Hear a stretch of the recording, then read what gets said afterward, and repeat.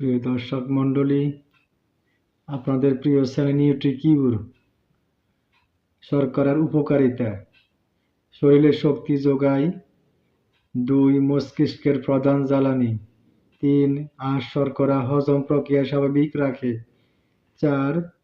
শরীরের প্রোটিনকে শক্তি হিসাবে ব্যবহার হতে বাধা দেয়, ফলে পেশি ও শরীরের গঠন ঠিক থাকে।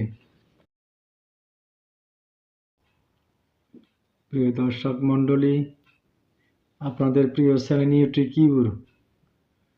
শর্করার উপকারিতা: শরীরে শক্তি যোগায়।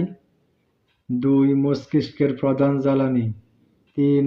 আঁশ শর্করা হজম প্রক্রিয়া স্বাভাবিক রাখে। 4.